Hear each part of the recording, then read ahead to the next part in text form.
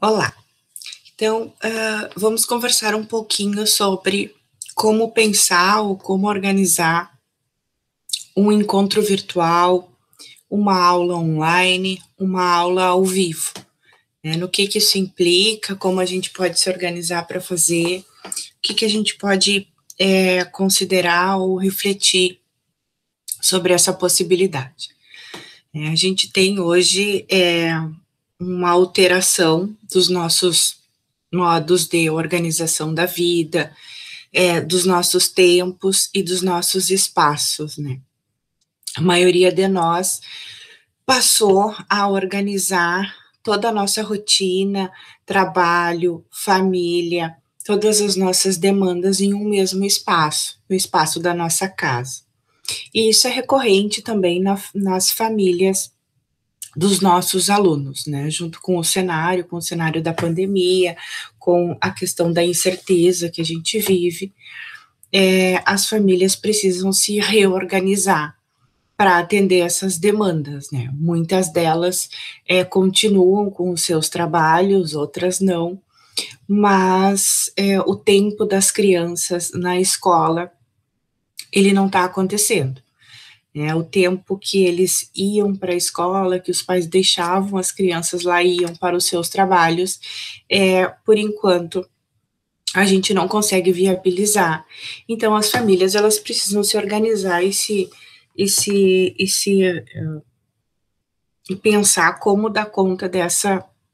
de todas essas questões, né, do trabalho, de quem vai cuidar das crianças, de como vai se dar a questão da escola e do aprendizado. Para atender essa demanda específica, a gente tem muitos desafios, dos desafios dos alunos que têm acesso à internet e dos alunos e das famílias que não têm acesso. Né? Então, pensar em fazer um encontro online, fazer uma videoconferência, fazer uma chamada, implica em uma estratégia a mais de manter o vínculo com as famílias, de garantir um contato, sentimento de pertencimento e os processos de aprendizagem. O recurso do Google Meet, ele permite que a gente realize encontros ao vivo, encontros onde todos se conectem ao mesmo tempo e onde todos possam assistir. A gente passa, então, a dividir o espaço da nossa casa, né, da nossa vida privada, com as famílias e passa a acessar essas casas e essas famílias. Né? A gente vai assistir agora no próximo vídeo a parte técnica de como fazer isso, né? De como abrir uma sala, de como fazer um processo de mediação, mas é importante considerar para realizar esse processo que nem todos os alunos vão poder abrir a sua câmera, que nem todos vão poder abrir o seu microfone, né, mesmo que funcione, porque a gente pode ter uma família que está ali disponível naquele horário marcado para dar suporte, né, para acompanhar, e a gente vai ter crianças que vão estar assistindo, que vão conseguir se conectar e que dividem o espaço com outras pessoas, né, então a gente conversa, pede que eles abram as câmeras para eles poderem se enxergar, né, para que a gente possa ver eles, mas nem todos conseguem ou podem, né, fazer esse movimento de uso, né, dessa tecnologia. Então, ele é um momento importante, né, para quem consegue, para as famílias que conseguem se conectar e para as famílias que conseguem acompanhar esse processo de aprendizagem. Ele pode ser um bom canal de comunicação, e ele implica também um outro modelo, né, de gestão da nossa sala de aula. Quando a gente pensa numa sala de aula e numa sala de aula presencial, a gente fecha a porta da nossa sala de aula e administra, faz todo o processo de organização, de uma sequência didática, de um processo de aprendizagem com a nossa turma, com as nossas crianças, com os nossos alunos. Quando a gente pensa em fazer uma aula online, a gente transmite esse vídeo, né, essa imagem, esse som, esse cenário que a gente decide compartilhar, não só com as crianças, a gente passa a organizar uma aula, organizar uma interação para as crianças e para as famílias, né? Então, isso exige muito de nós. É um desgaste,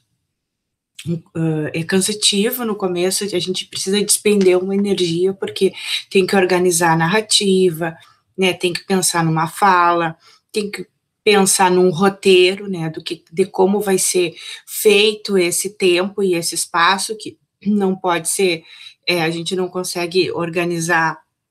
o mesmo tempo online o mesmo tempo correspondente ao tempo de permanência numa aula presencial, né? Então a gente pode pensar em iniciar esse processo com momentos, com encontros, né?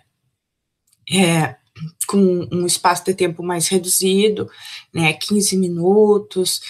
30 minutos, né, comunicar isso, né, entrar em contato, olha, nós vamos ter um encontro terça-feira,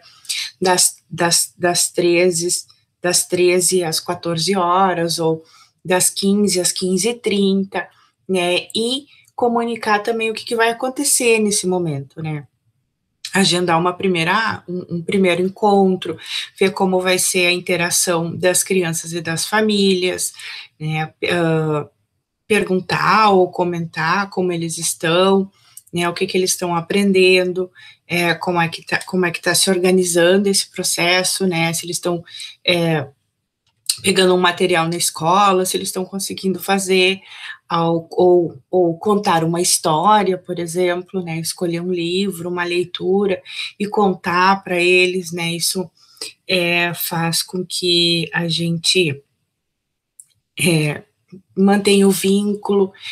que a gente crie uma relação de afeto, né, mantenha de manutenção para essa relação de afeto, e com o tempo ir avançando para uma explicação, ou uma orientação de uma atividade, ou uma orientação de uma tarefa, ou a explicação de como fazer determinada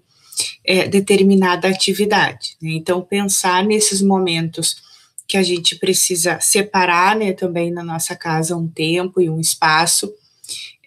onde a gente consiga fazer uma boa comunicação,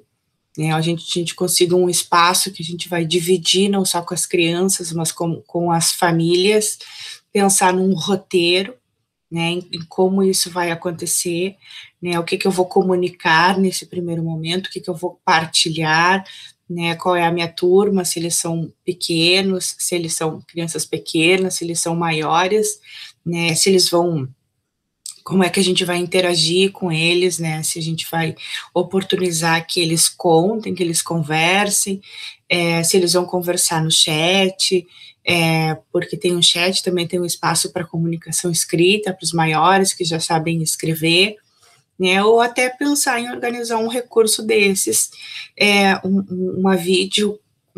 videochamada, uma videoconferência, assim, para conversar com as famílias, né, para conversar com os pais ou os responsáveis pelas crianças em casa, tá? Então, agora no próximo vídeo a gente vai ver como abrir uma sala, né, como fazer um agendamento, como fazer um link permanente, como aceitar as pessoas na sala, como é que a gente pode administrar o Google Meet.